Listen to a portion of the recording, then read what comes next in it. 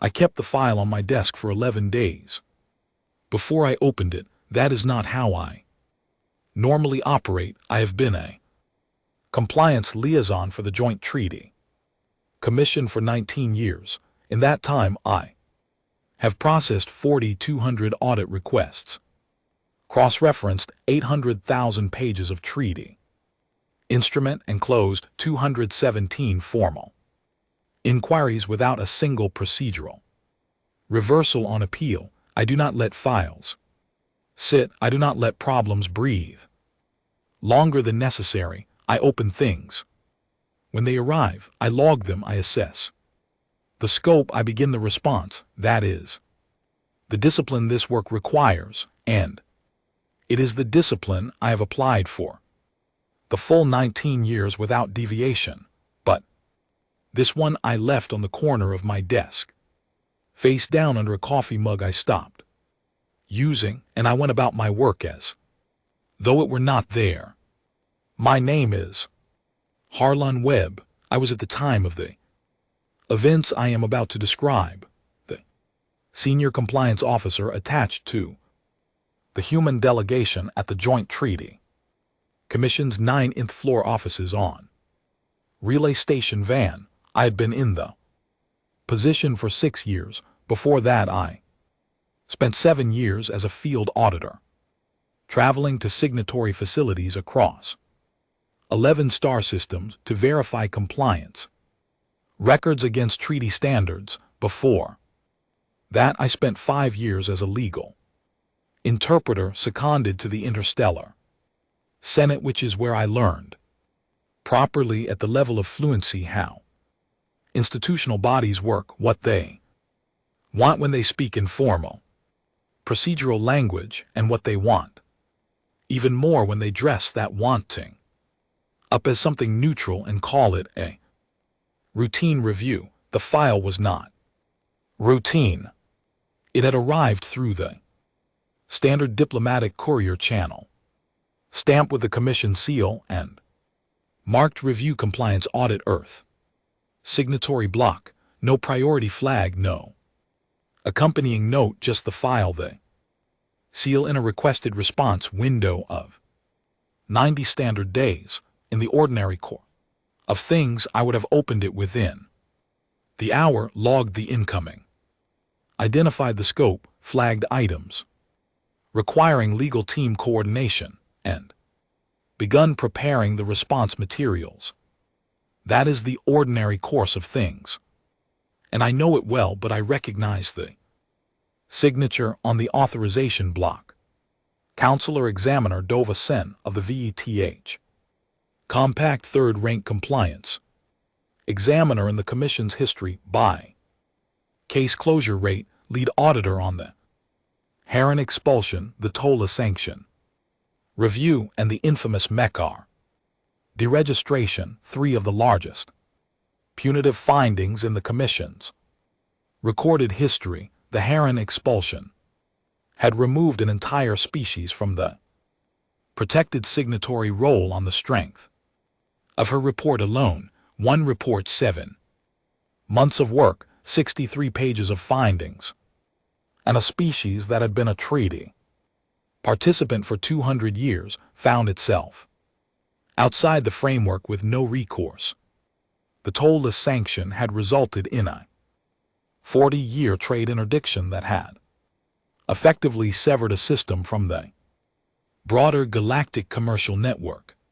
The effects of that interdiction were still being felt in the generation that grew up under it. The MECAR deregistration had ended MECAR's existence as an independent political entity within the galactic framework. They were now an administrative zone of the hegemonic compact, which was almost exactly what the hegemonic compact had been maneuvering toward for decades. She did not run routine reviews, she ran final ones. There was a specific quality to her institutional record that people in this work recognized from a distance. The way you recognize the shape of a particular kind of weather on the Horizon before you can identify the clouds. You did not send Dova to verify that everything was in order. The commission had hundreds of examiners for that kind of work. You sent her when you had reason to believe that something was significantly wrong, and you needed a finding that would be unimpeachable under every challenge that followed for as long as the record lasted. Her name in the authorization block meant that whoever had dispatched this inquiry expected to find something. They expected to find something serious. I left the file on the desk for 11 days. I thought about what it meant that she had been assigned. I thought about who had authorized the assignment. The third compliance chamber, which was on the authorization block, but the third chamber did not write request language like this. The mutual transparency clause framing alone was more precise than the third chamber's typical vocabulary, which meant someone with more sophisticated legal staff had drafted the scope and routed it through the chamber for authorization. I thought about the theocratic conclave of the Veth Compact, which had been pressing for a formal review of Earth's treaty, standing for 8 years, and had never had the votes in any commission body to force one. I thought about the third compliance chamber being of the commission's 5 bodies, the one where VTE influence was strongest, and I thought about what happens when a body that has been blocked in the main chamber spends 8 years looking for a path through the procedural structure and finally finds one. I had a very long dinner at the station's lower deck canteen on the second evening after the file arrived. I ate half of it. I slept badly. I lay in my quarters and listened to the station's ventilation cycle and ran through the compliance numbers from memory, the instruments, the thresholds, the gray areas I had been managing for 6 years, the specific provisions that the conclave's legal staff would target if they were trying to construct a finding.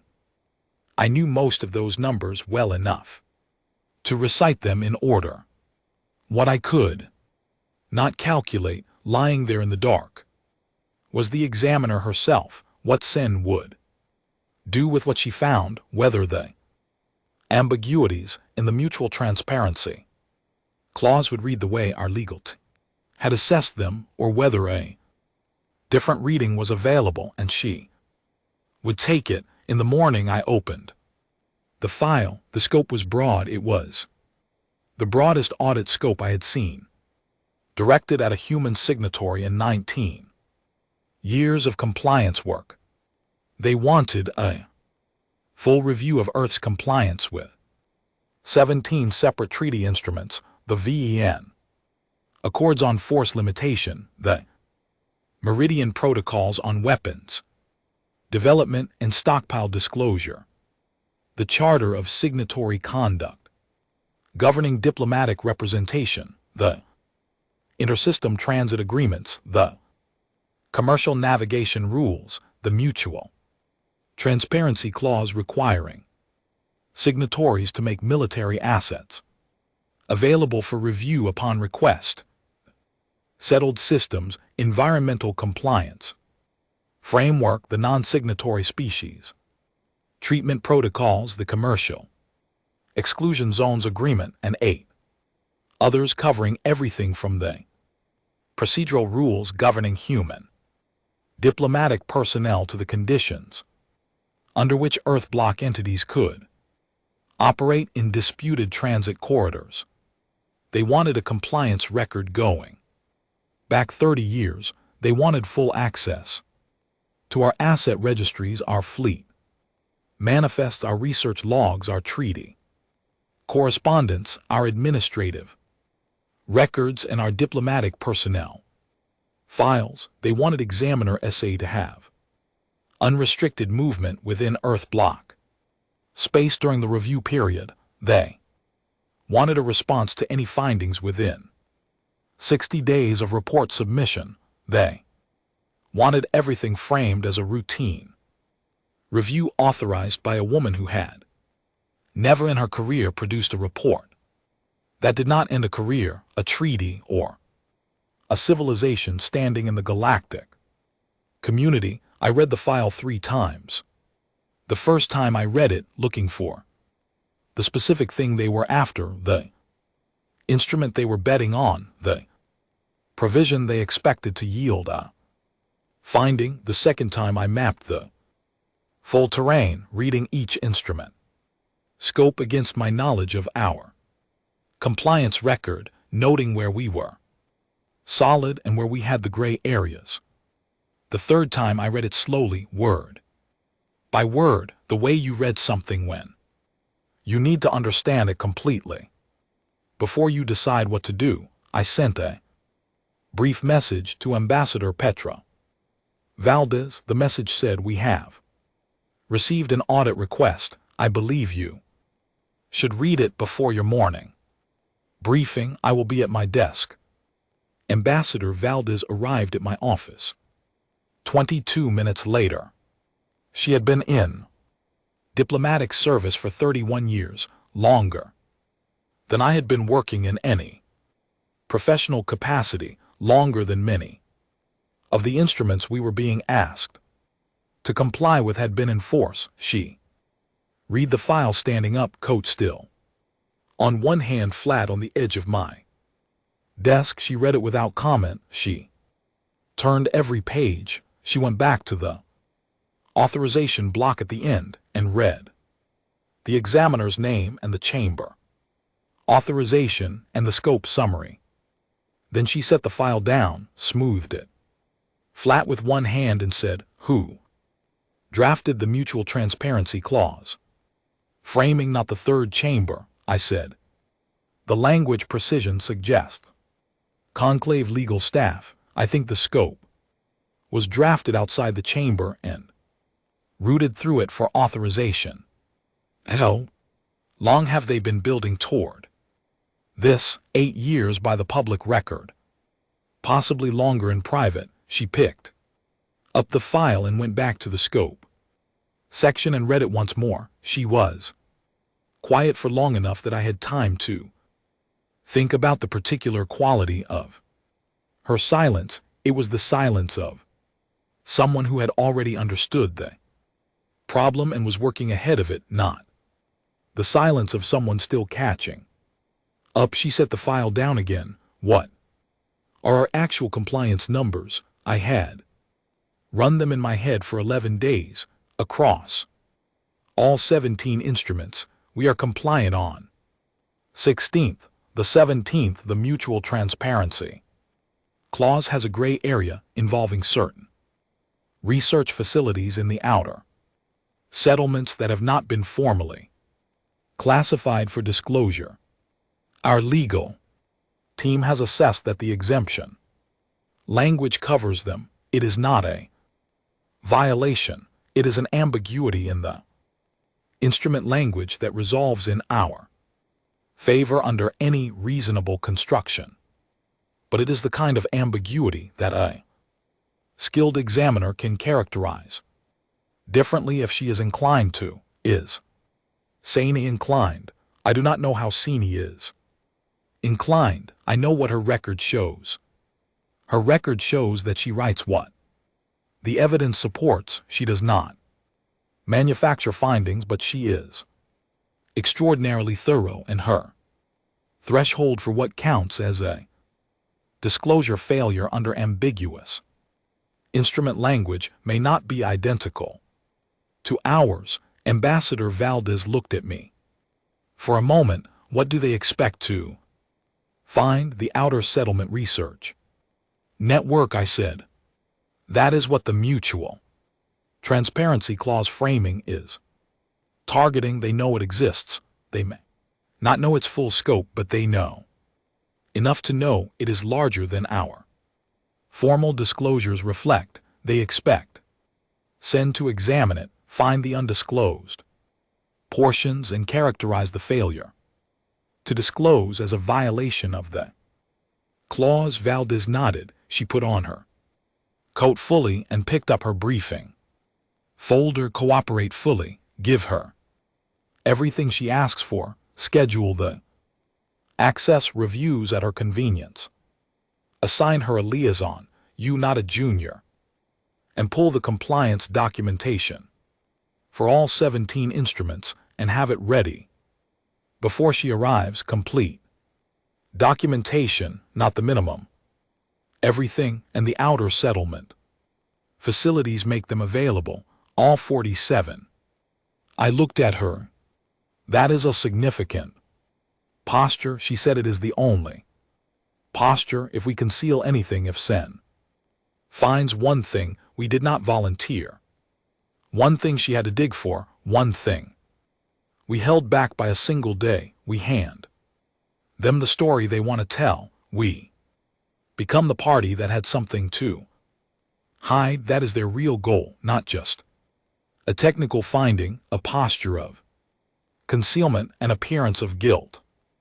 That is what keeps an inquiry open, expands the scope, pulls in the larger compliance counsel, turns 90 days into 3 years. She straightened. We give her everything. We answer every question before she asks it. We make her job so complete and so easy that her report writes itself from the record we provide, and what it writes is the record as it actually is.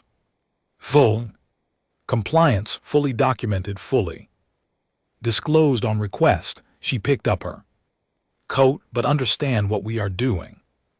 We are not simply being cooperative because we have nothing to hide. We are being cooperative with a specificity and a completeness that communicates something we want Sin to understand from the moment she walks into the archive room, that the documentation she is about to examine reflects work that was done carefully over a very long period of time by people who took the treaty framework seriously. We want her to understand that before she reads a single document. I said, and if she understands it and writes it in her report, then she writes what we have actually built, and the record stands on what we have actually built.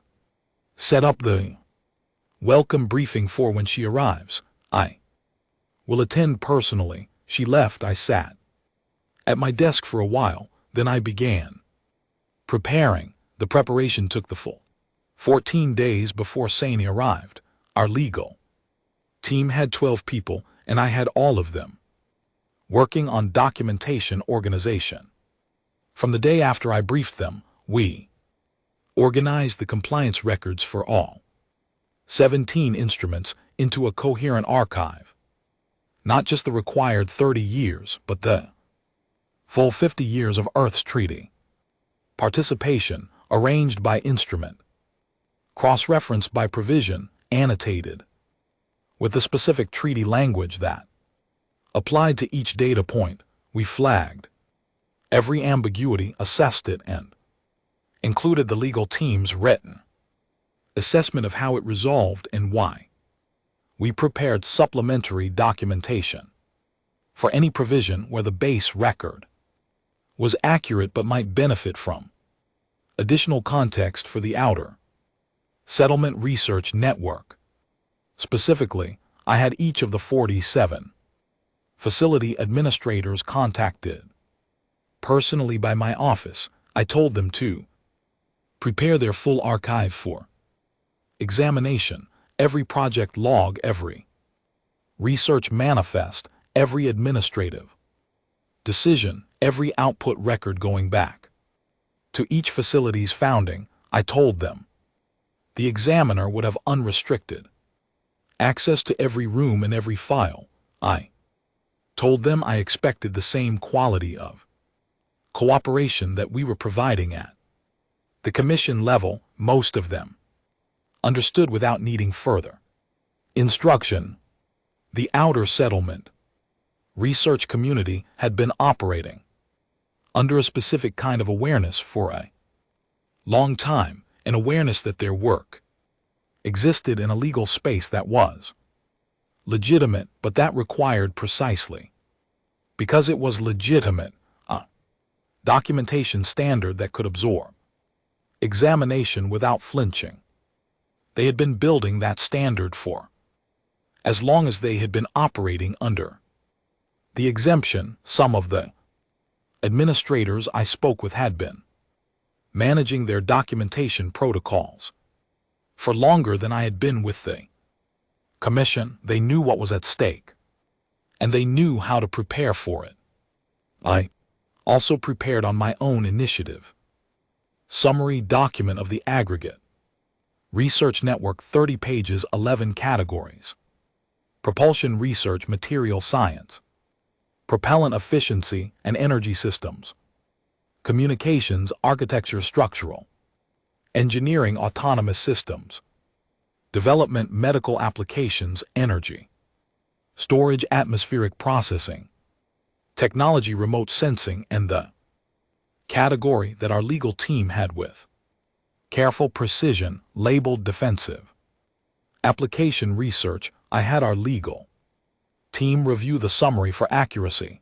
It took them 3 days to verify it against the source records, which they did, because the summary was going to be the document I gave Sina when she asked for it, and I wanted it to be exact. Davison arrived on relay station then 14 days after I began preparing. I was at the docking platform when her shuttle cleared the pressure lock. She was shorter than I had expected from her. Institutional record, compact and precisely organized in her movement, carrying a leather satchel that looked as though it had been through 30 years of this work. Alongside her, she traveled with 2 junior examiners, a VTH male named Oren and a KET female named Savvy, both carrying case files, both moving with the quiet efficiency of people who had been in the field often enough that arrival at a new station was simply the beginning of the next task. No personal staff, no advisors. She did not bring anyone she did not need. She looked at me across the platform with the wide-set amber eyes of VTH physiology. She took me in with a thoroughness that took about 2 seconds and told me she had read my personnel file before she came. Web Examiner Sen, welcome on behalf of Ambassador Valdez and the human delegation. Our facilities and archives are available to you without restriction.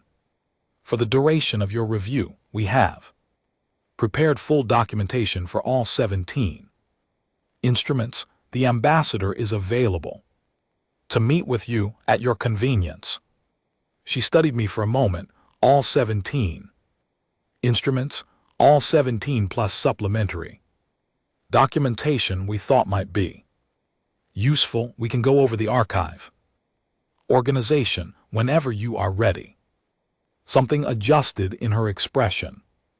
Not surprise, a calibration, a small revision to a prior estimate. When can I begin? This afternoon, if you prefer. She said this afternoon. I have been asked to describe what it was like to work alongside Dova for 35 days. I have given that question more thought than most questions I have been asked in my professional life, because the honest answer requires precision in several different directions at once. She was the best examiner I had ever encountered. I had worked alongside senior auditors in the field years, people with 20 and 25-year careers, people whose names carried the same institutional weight that Senni's carried. She was better than all of them, not dramatically better. The difference at that level of skill is always in degree rather than kind, but the degree was significant, and it was consistent across the full 35 days of The review, the thoroughness was the first thing I noticed.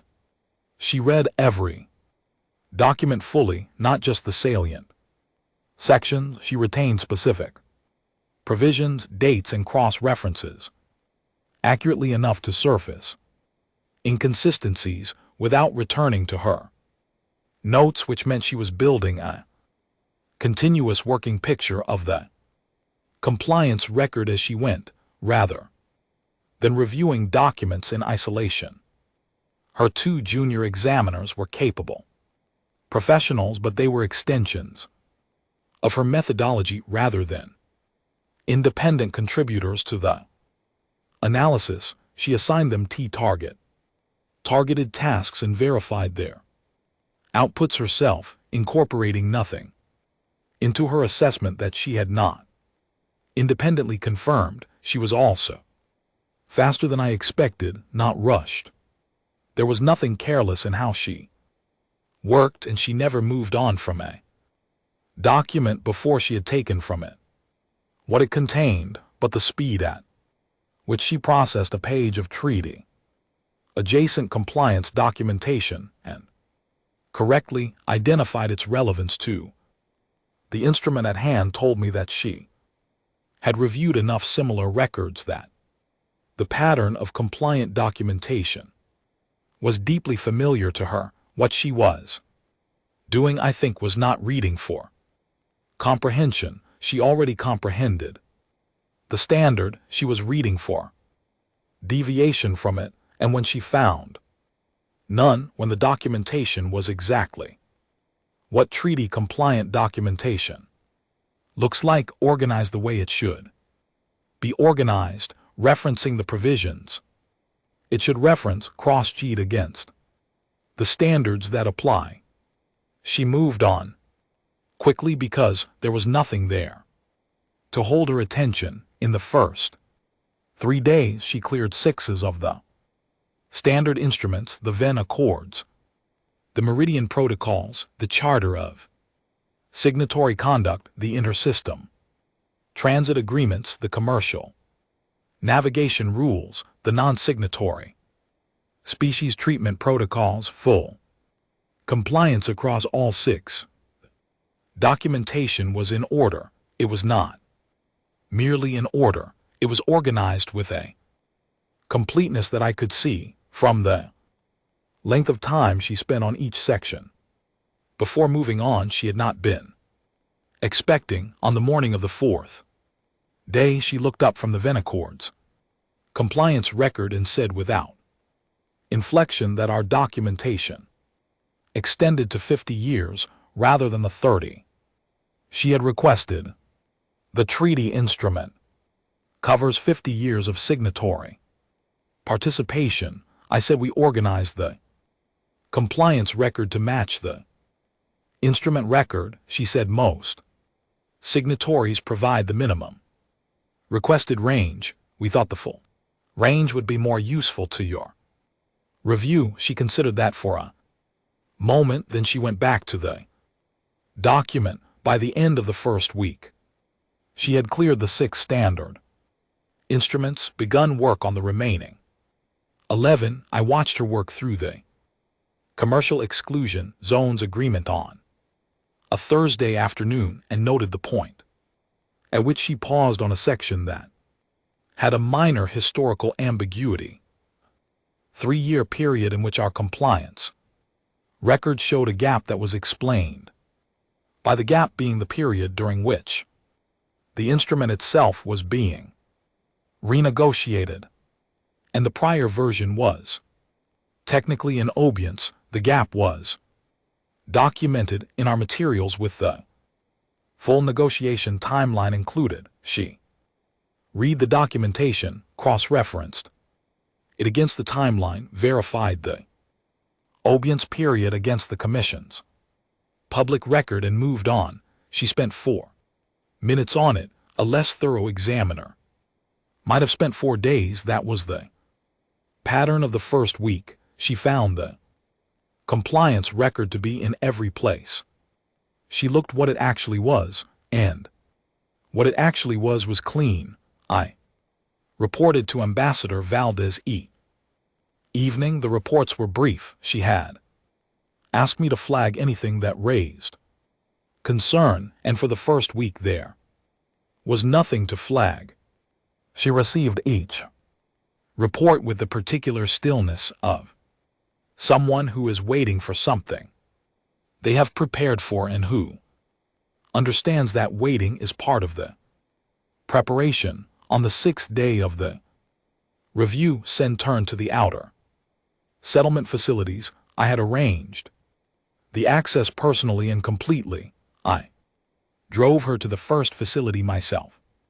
In a commissioned transport, a material science installation in the outer belt of the Fenwick Station cluster, formerly classified under the Meridian Protocols. Broad research exemption. The exemption had been negotiated into the original instrument as a recognition that signatories required the ability to conduct advanced research without the friction of pre-disclosure review, provided the research operated within certain scope limitations and the records were made available upon request. The scope limitations were defined in language that was ambiguous in specific ways that our legal team had spent considerable time analyzing. The analysis held we were inside the limitation under any reasonable construction of the text. What the exemption did not require was unsolicited disclosure. We had not hidden anything. We had operated under a legitimate exemption, documented our work, and not volunteered the documentation to parties who had not requested it. The distinction between concealment and non-adversion is a real one in treaty compliance law, and it was a distinction we had been careful about. For a long time, Sen walked through the first facility for 4 hours. She was thorough in a way that went beyond the procedural. She was not simply verifying that the records were organized as required. She was understanding the work. She asked the facility administrator questions about the specific research programs, about the technical applications of the materials being studied, about the relationship between the theoretical research and potential practical outcomes. The administrator answered clearly and completely. I had briefed him on what I expected, and he delivered it, accurate, direct, without the defensive hedging that characterizes an organization that has something to protect. At the end of the 4 hours, Sen stood in the main archive room and looked at a wall of storage units, Florida sailing organized documentation, 30 of it for a long moment. Then, how many facilities of this type exist in the outer settlements? 47 active research installations operating under the broad research exemption. I said, all with documentation prepared and available for review. I have access arrangements ready for all 47. She looked at me. The amber eyes did something I had not seen them do in 6 days of working alongside her.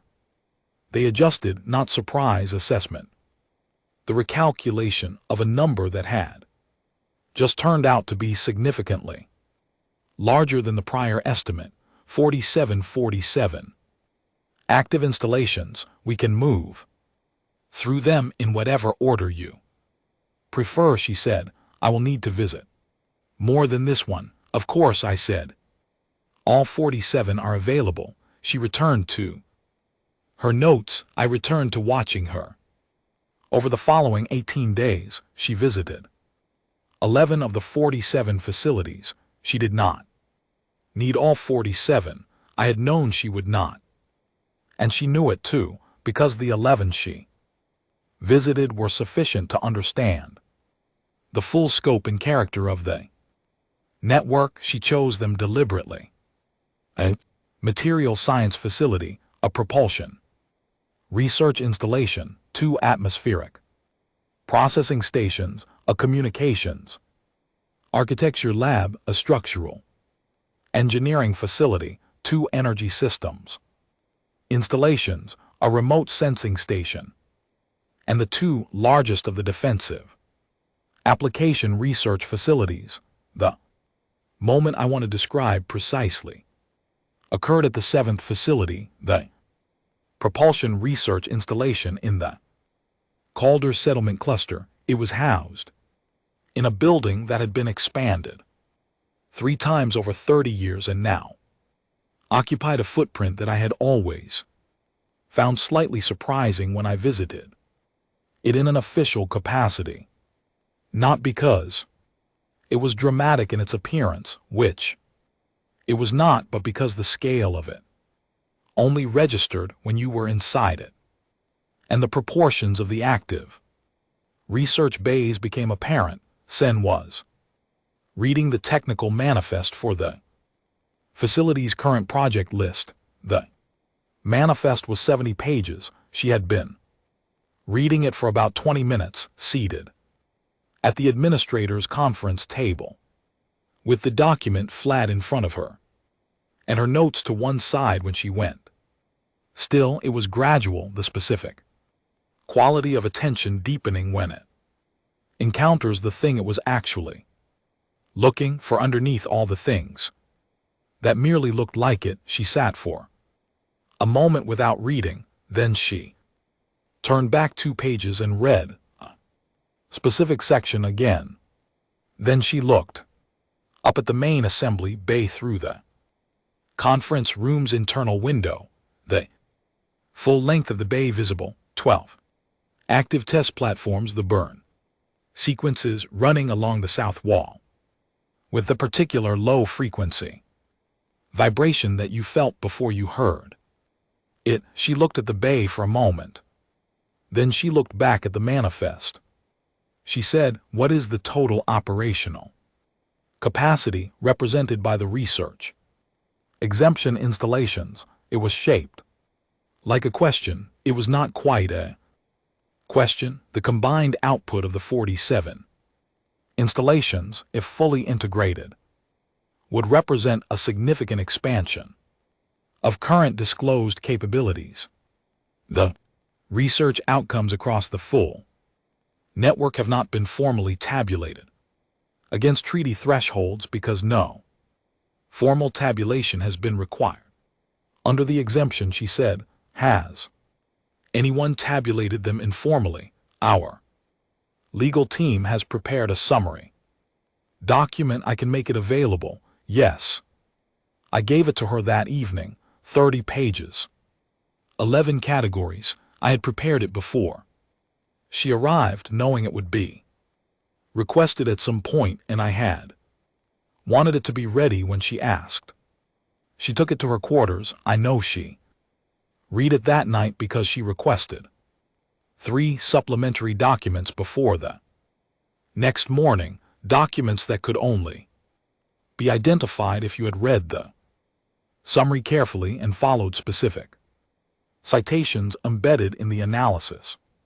I had all 3 waiting on her desk when she arrived. She looked at the documents. She looked at me. She picked them up and went to work without comment. I want to be precise about what she was finding because it is important to what I am trying to put in the record. We had not violated the treaty.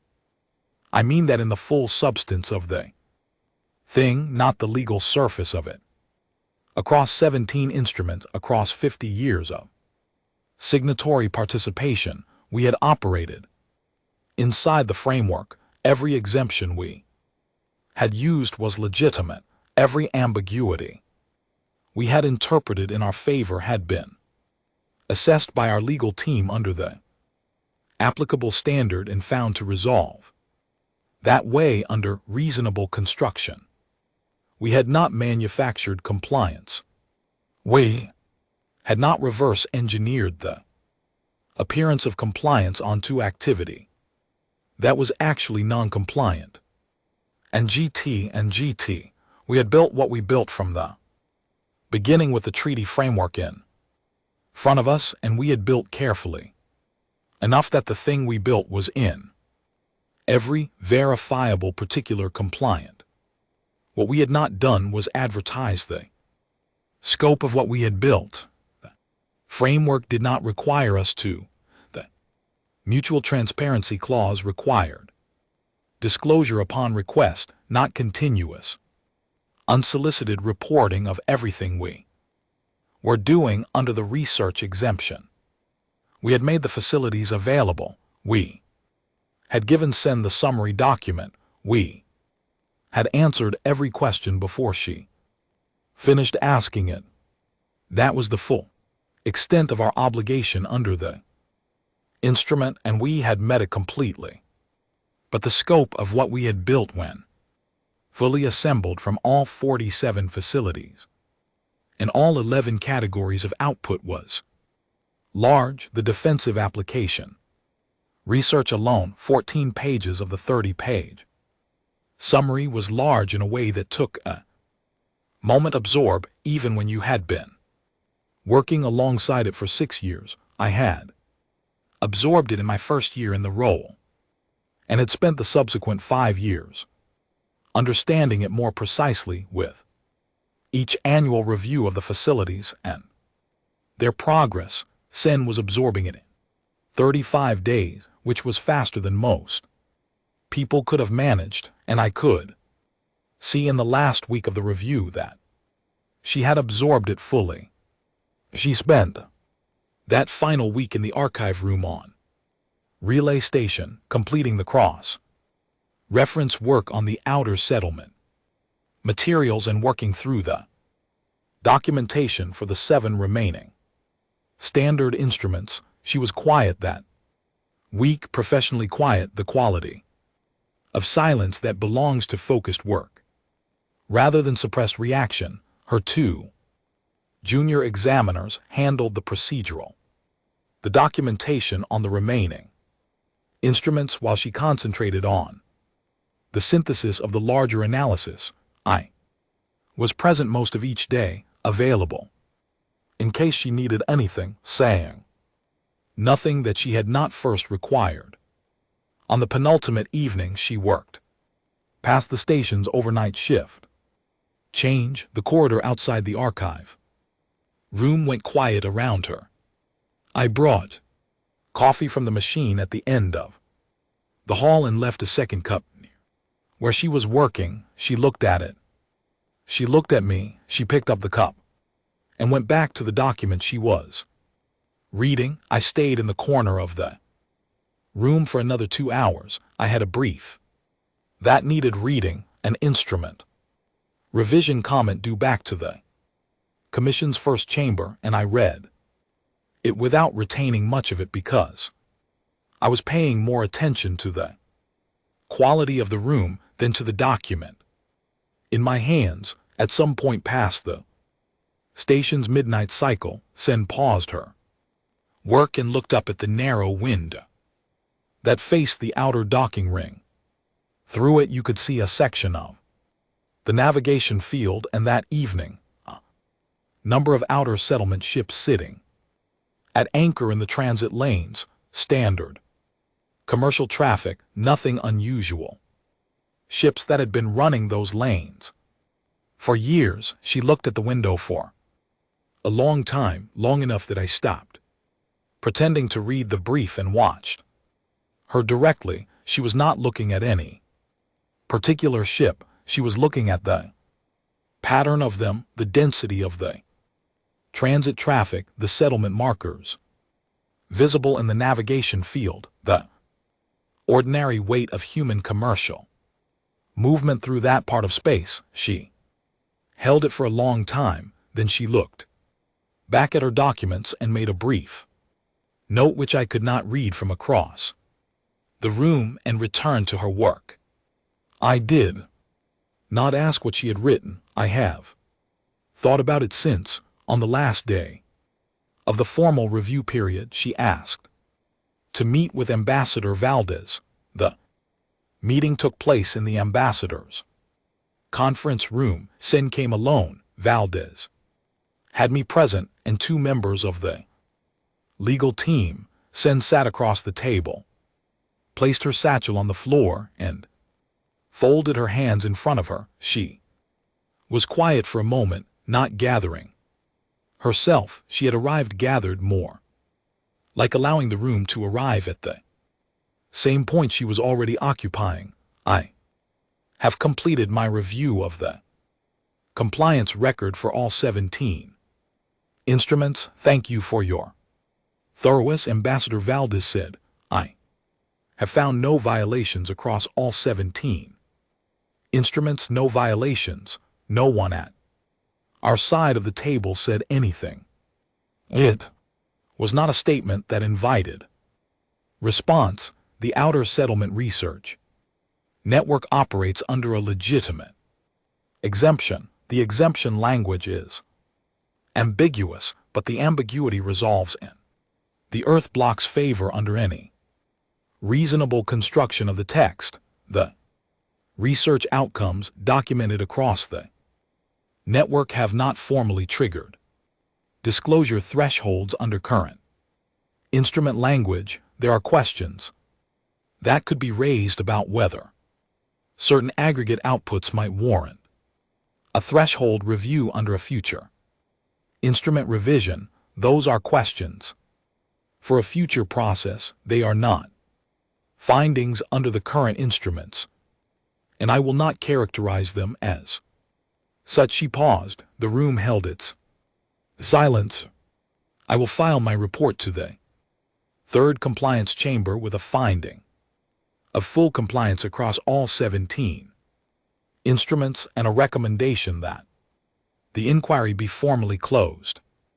Ambassador Valdez said, "We appreciate your diligence, Examiner." Sensen looked at her. "I have one question off the record, if you are willing." "Of course." A moment of quiet. "Then the aggregate output of your research network across the 11 categories in your legal team summary, have you assessed what it represents relative to the current disclosed capabilities of other commission signatories?" Valdez said, "Our legal team has made assessments and we believe our current compliance posture is appropriate under the treaty framework." Sen held the answer for a moment. She picked up her satchel and stood.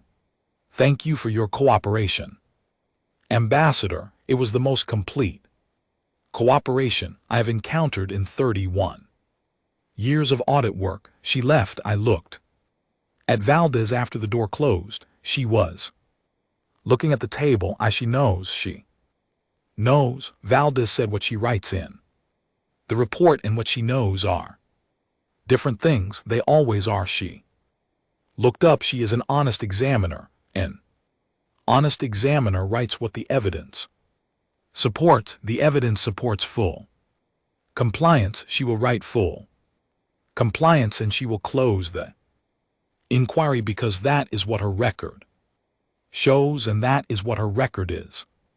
She gathered her papers, write up the cooperation summary for our files, every document, every access, every answer. I want the record of this review to be as complete as the review itself. I went back to my desk and spent the rest of the afternoon writing it, 43 pages. Every document provided, every facility opened, every question answered. When I finished, I read it over once, then I filed it. The report arrived in the third compliance chambers, record 41 days later, 7 pages, 4 procedural, 2 compliance findings, full compliance across all 17 instruments, no violations. The Outer Settlement Research Network operating within treaty parameters under the broad research exemption, no disclosure threshold formally triggered. Possible future instrument revision questions noted without prejudice. Current findings, 1 page. The recommendation formally closed the inquiry. No further action required. One paragraph in the findings section noted that the human delegation had provided the most completely and proactively organized compliance documentation the examiner had encountered in her 31-year career, and recommended the delegation's documentation practices as a model for future signatory compliance records. I read that paragraph twice, then I put the report in the archive. The third compliance chamber met 11 days after the report was filed. The session lasted 40 minutes. The report was formally accepted. The inquiry was formally closed. A motion to retain the matter for further review was raised by the VETH Compact's representative on the chamber. It failed to receive a second. In the chamber, where VTH influence was strongest of any of the commission's 5 bodies, no one seconded the motion. I thought about what that meant for a long time. It is worth recording what I think happened in that chamber in those 40 minutes when the report landed on the table and was read by people who had spent 8 years building toward a different outcome. Sen's report said we were compliant. That was the finding. That was the record. You cannot dispute a finding of full compliance on the grounds that you expected to find something else, not in a body that operates on procedural rules. You cannot dispute it when the examiner is the one you chose, when the documentation was provided voluntarily and completely by the party under review, when the examiner herself noted it as the most thorough cooperation of her career. You have no grounds, you have no motion that can survive even the first procedural challenge, because the record is what it is, and you cannot argue against a record you created. The motion failed. The inquiry closed. The record stood. I have thought a great deal in the years since about what Sen found and what she understood about it, not the compliance findings. Those were clear, and she was too good at her work for them to be anything other than clear. I mean, what she understood about what lay beneath the compliance, the full scope of the research network, the aggregate across 11 categories, the number she had arrived at in the archive room, sitting alone with the summary document, the supplementary materials, and 31 years of experience assessing treaty relevant capabilities across multiple species. I think she had done the math herself. I think she had done it that last weekend. The archive room, quietly in the margins of the work she had been assigned to do, and the number she arrived at was large enough that she sat with it for a moment before filing it in the place where you file conclusions that are outside the scope of your current assignment. Her assignment was compliance. The compliance was what it was.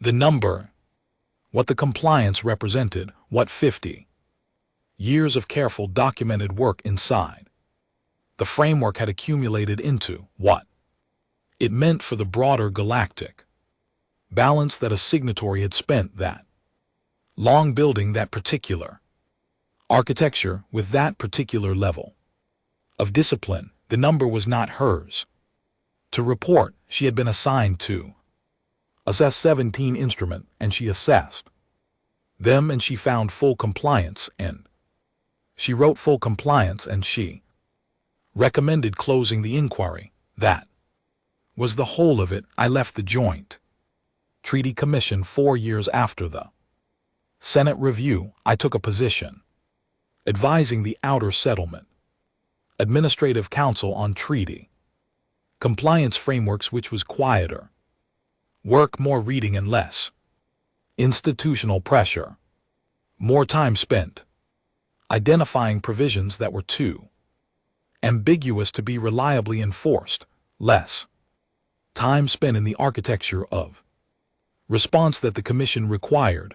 I was good at it. I had spent 19 years learning to read treaty language the way it was actually written rather than the way it was intended, and the gap between those two things was where the most consequential work in this field had always lived. I looked up Senna's record periodically in the years after. She continued working for the commission for 9 more years before she retired.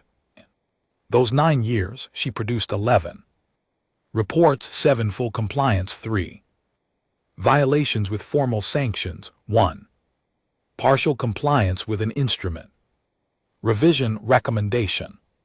Her retirement notice listed her notable cases: the Heron expulsion, the toll sanction, the Mecca Dare registration, and the others. It did not mention K 2847. Full compliance, all instruments inquiry. Closed, the most complete cooperation encountered in 31 years. I sat with that for a moment, then I filed the notice and went back to work in the outer settlement clusters. The 47 facilities continued their work. The exemption language remained ambiguous in the specific ways it had always been ambiguous. The disclosure thresholds remained where they had been when Sen reviewed them. The research continued year after year, and the documentation accumulated, and the compliance record grew longer. There was no follow-up audit. There was no instrument revision targeting the exemption language. There was no renewed motion in the third compliance chamber to revisit the findings of Case 2008 and 47. The conclave's 8-year effort had produced a review, and the review had produced a clean finding, and the clean finding had closed the matter in a way that could not be reopened without inventing grounds that did not exist in the record. The file had closed. It stayed closed. I have been asked by younger officers in the time since what we were actually building. They have read the summary documents. They know the categories. They can see the numbers. But they want to know what the numbers mean, what we were actually building inside those 47 facilities for 50 years. What the conclave was afraid of when they dispatched Sen, whether that fear was reasonable. I tell them what Ambassador Valdez told me in a different context a long time ago. I tell them we were using the framework as a framework. We were building inside it. We built carefully, and we built patiently, and we built for a long time. And when someone came to check, everything we had built was documented and disclosed and found to be in compliance. If they want the number, the aggregate number, the one Sen sat within the archive room, I tell them the legal team summary is on file. The math is not complicated. Most of them do not need me to say the number. They have read enough to understand the shape of it. What I want to put in the record at the end of all of it is this. Davison looked out a narrow window at ships sitting at anchor in an outer transit lane. She looked at them for a long time. She made a note. She went back to her work. She wrote 7 pages. She made her recommendation. She closed the inquiry, and in doing so, in writing what the evidence supported, in finding what was actually there rather than what she had been sent to find, she put into the Commission's permanent record a finding that said clearly and in the most credible terms available what we had spent 50 years building toward: full compliance, all 17 instruments, the most thorough documentation encountered in a 31-year career. Closed the file. It closed. The work continued. That was Enough, let me be more specific about what the preparation looked like, because the preparation is part of what I am trying to put in the record. It is not separate from the story. It is the story, or most of it, we had at the time of the audit, a compliance infrastructure that had been built incrementally over the full 50 years of Earth's participation in the treaty framework. It had not been built in anticipation of Sini. Specifically, it had been built in anticipation of exactly this, the moment when someone serious came to look, and we needed the record to speak for itself without any assistance from us. In my 6 years as senior compliance officer, I had inherited that infrastructure, understood it, extended it, and added to it. My predecessor had done the same. His predecessor before him. There was a continuity of intent across those decades that was not formally documented anywhere. There was no memo, no founding document, no institutional mission statement that said, we are building a compliance record that will survive the most serious examination the Commission can deploy against us. It was simply understood by everyone in the role and everyone around the role that this was what the work required. You built the record, you built it carefully, you built it against the instruments as written, not as interpreted favorably to you. You built it against the ambiguities, identifying where the language was unclear and documenting your assessment of how it resolved and why. You did not build it for the moment of crisis. You built it continuously in the ordinary course of the work, because the moment of crisis would arrive eventually, and when it did, the record would be what it was. The preparation for sin was not in that sense preparation, it was organization. We took the record we had built and organized it in a way that made it fully accessible to the most thorough examiner we expected to encounter. We annotated where annotation would help. We cross-referenced where cross-referencing would demonstrate the connection between the compliance position and the treaty language. We went back further than requested, because going back further showed something that shorter records cannot show: continuity, consistency, the same compliance posture maintained to the same standard year after year. You cannot manufacture that kind of record in the 14 days before an examiner arrives. You can only produce it by having actually done the work. That was what we gave Sin, not a performance. The record itself. I want also to describe one of the outer settlement facilities more precisely, because the facilities are central to the story in a way that the compliance documentation is not, and because the way I think about them has changed somewhat in the years since the audit. The defensive application research installations were the largest category in the summary document by page count, which was partly a function of how broadly the category was defined and partly a function of the actual scope of the work. They were not weapons programs. I want to be careful about that, because the phrase defensive application research has a specific meaning in treaty compliance contexts, and I do not want it to be misread. The Meridian protocols define the research exemption in terms of applications that are not directed at offensive capacity.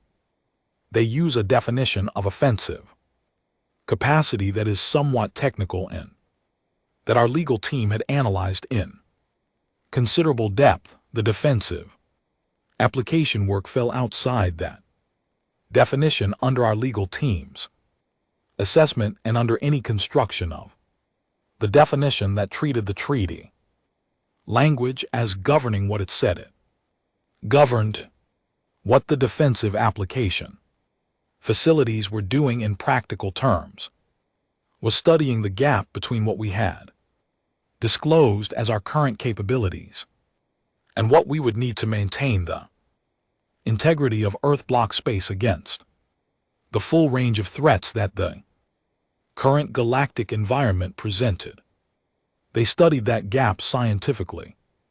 They did not close it, they were research installations, not production facilities. They identified it, characterized it, modeled it, and developed the theoretical foundations and the materials and the technical architectures that would allow the gap to be closed quickly if the need arose. None of that was a violation. None of it triggered a disclosure threshold. All of it was documented and made available on request. But when you stood in one of the larger facilities and looked at the scope of what was being modeled, the breadth of the scenarios being studied, the depth of the theoretical work, the sophistication of the materials being developed in anticipation of applications that had not yet been formally authorized, when you looked at it fully and understood what it represented, you understood something about the relationship between what we had disclosed and what we were capable of. That was not strictly speaking in any treaty document. That was what Sane understood when she read the 30-page summary and the supplementary documents. Not that we had violated anything, that the distance between what we had disclosed and what the full compliance record implied was in the honest measure of its significant. She sat with that understanding. She filed it in the place where things outside the scope of an assignment are filed. She wrote her report. I have spent considerable time in the years since thinking about what it must have required of her to do that, to sit with that understanding and write only what the instruments required her to write, which was the compliance finding and the recommendation to close, to not insert into the findings the things she had understood that the instruments did not ask her to address, to write the 7 pages and walk away from the rest of it. That is a specific kind of professional discipline, the kind that comes from 31 years of doing the same thing with the same quality of commitment. You assess what you have been asked to assess. You find what the evidence supports. You write what you found. You close the file. You do not expand the scope beyond your authorization. You do not insert your own analysis of the broader implications into a record that was not constituted to receive it. You do your job exactly, your job, and you do it to the highest standard you are capable of. She did. And in doing it, she produced a record that was, from our perspective, exactly what we needed it to be: a clean compliance finding from the most credible examiner available, filed the Commission's permanent record, and formally accepted by the Third Compliance Chamber. We could not have produced that record ourselves. Self-certified compliance assessment would have been challenged immediately.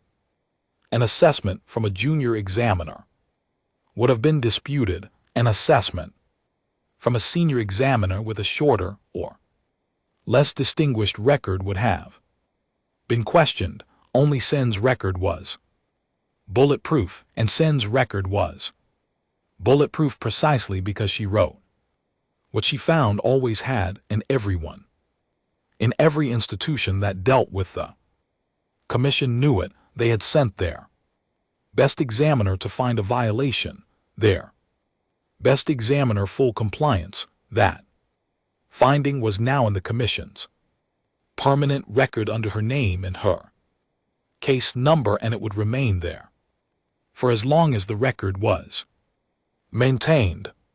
That is what 8 years of effort and one inquiry produced. I in treaty compliance work for another 4 years after I left the commission. Then I retired and spent some time traveling to the outer settlement clusters, not in any official capacity, just privately, visiting places I had seen only through audit reports and facility access logs.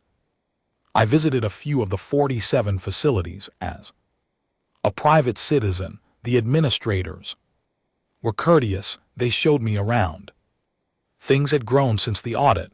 New projects were running. New archives were filling. The documentation continued to accumulate. At one facility, the largest of the defensive application installations in the Marin cluster, I stood in the main research hall and looked at the scale of what was being done and thought about Sen standing in a smaller version of this same kind of room and going still in the specific way.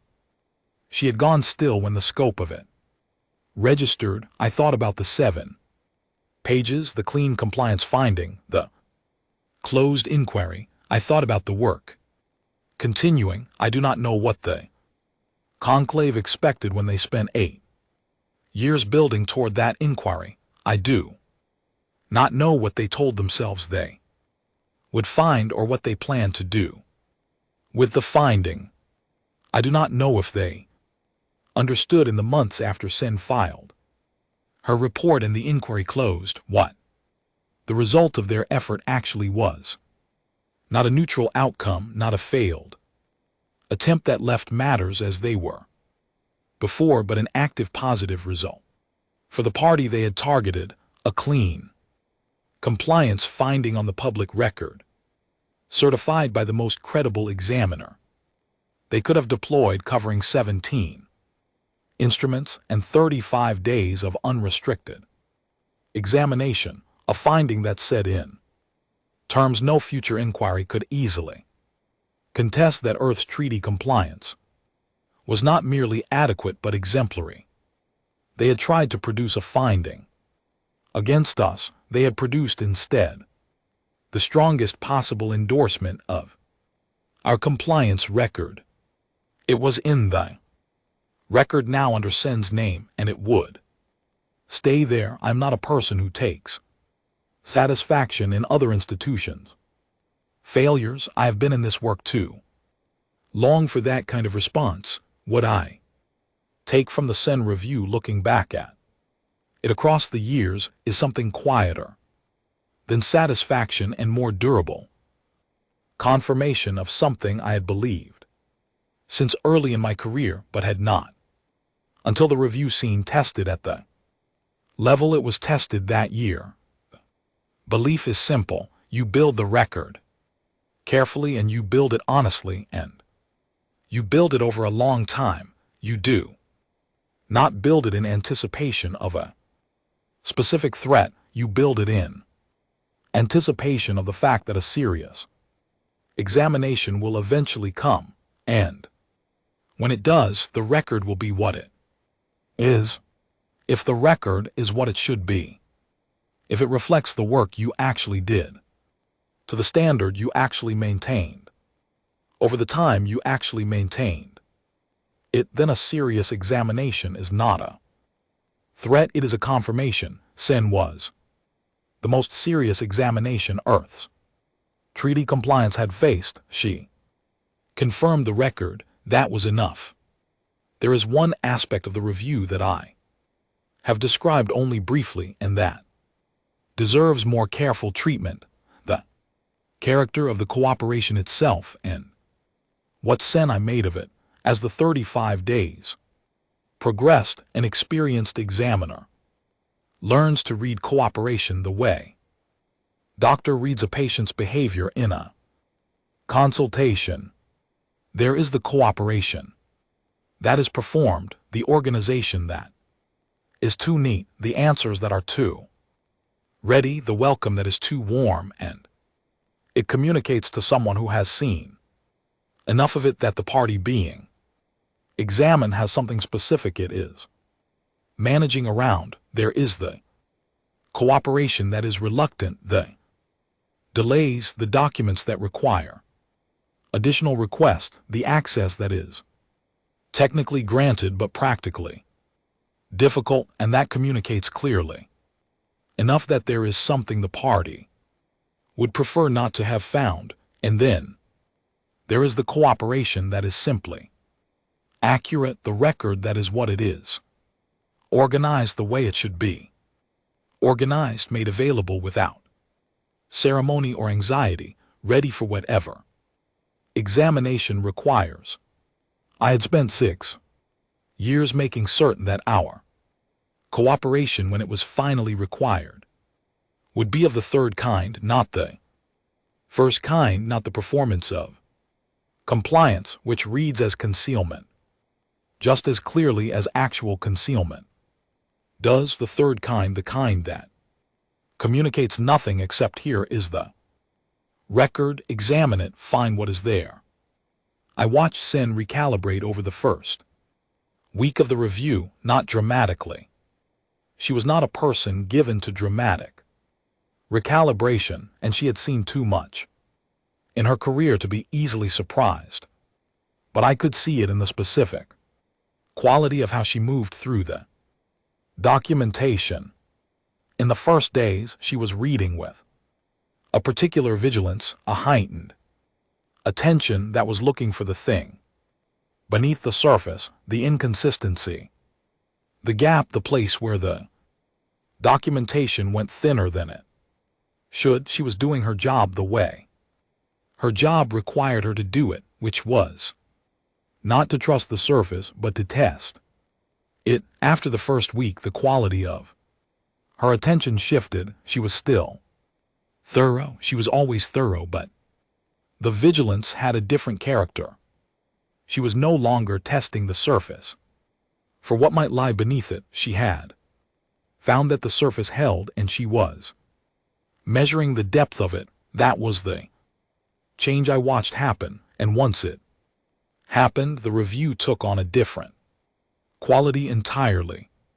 It became, for the remaining weeks, less an interrogation of our compliance record and more a study of it. She was not looking for violations. She was looking at what we had actually built, and she was looking at it with the full seriousness that it deserved. I found that harder to watch than the interrogation phase, if I am honest. An interrogation you can manage.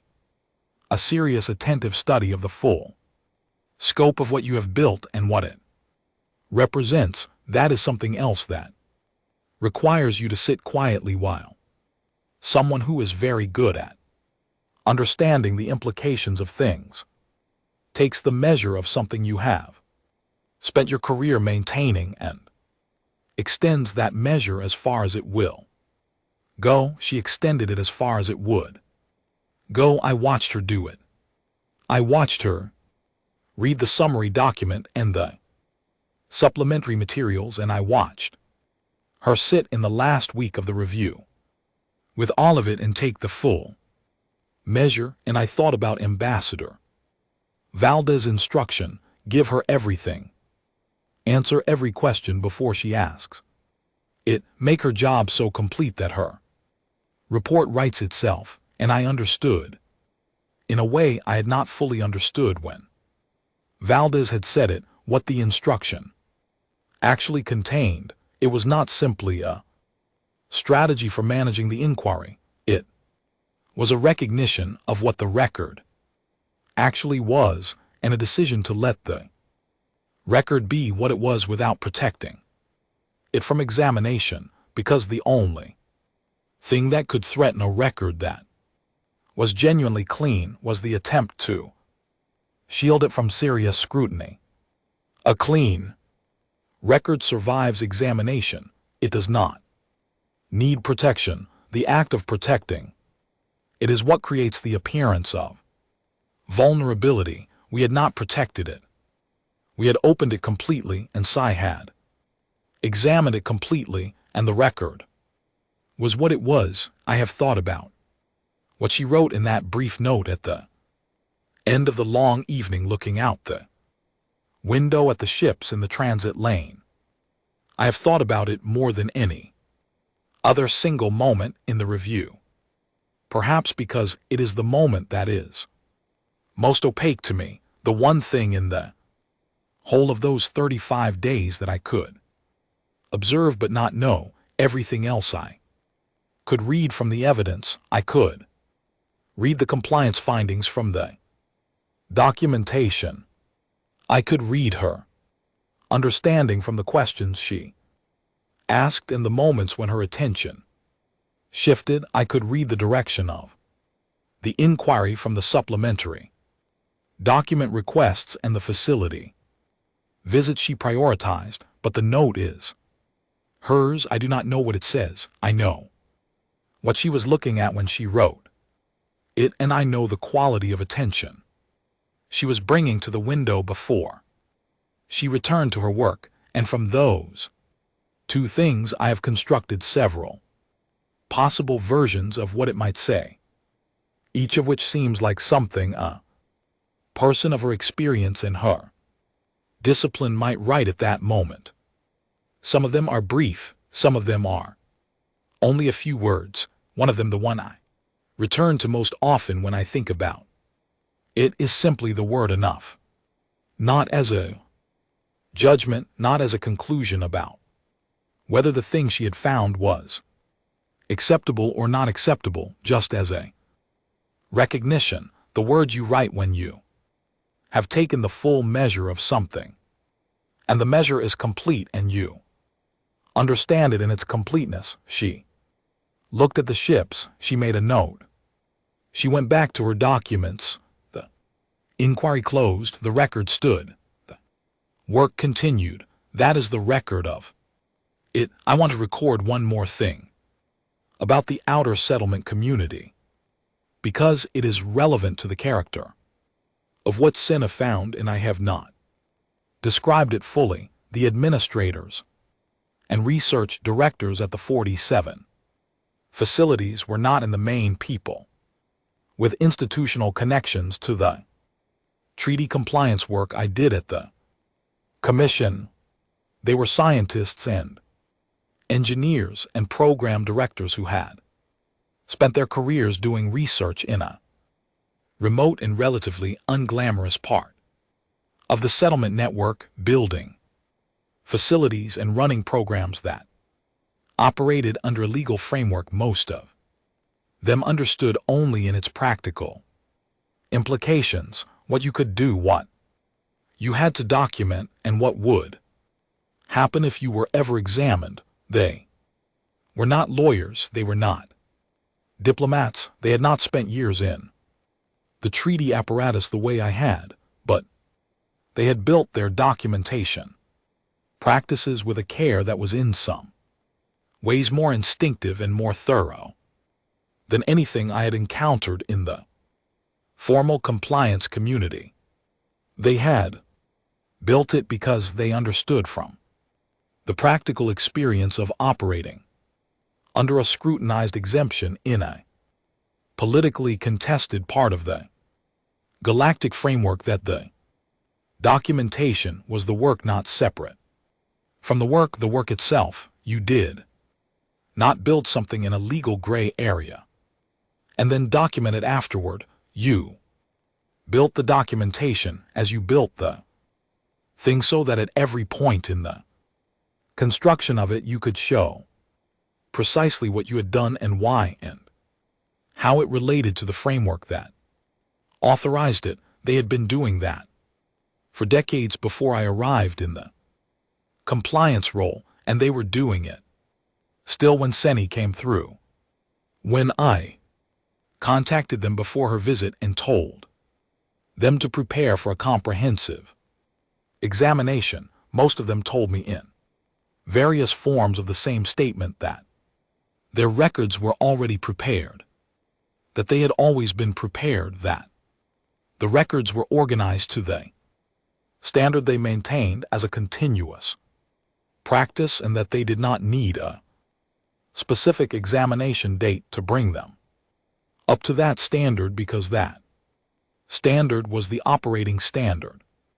Every day, year over year, Sen found that when she visited, she found not just the documents, but the habit behind the documents, the institutional culture of a research community that had internalized documentation as a fundamental practice rather than a compliance obligation.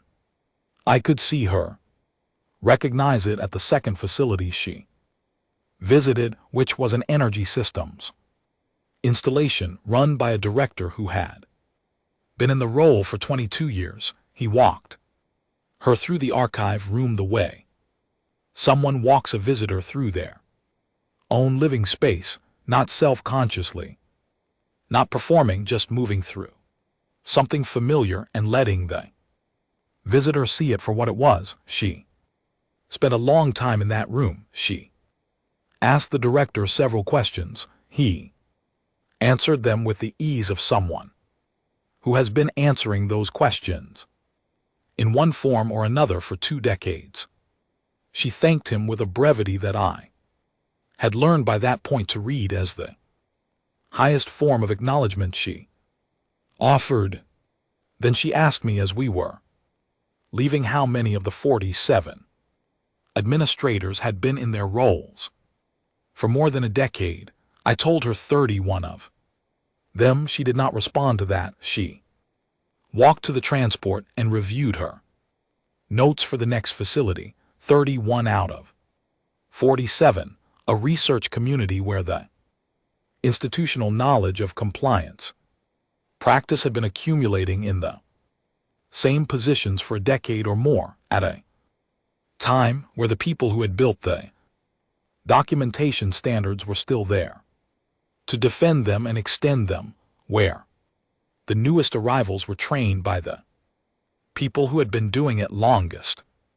That is the record behind the record. Not just the documents themselves, but the community that produced them and sustained them and would go on producing and sustaining them long after. Sen's inquiry was a closed case number in the Commission's archive. She had examined the documents, she had found them excellent, she had written that finding. The community that produced them continued its work.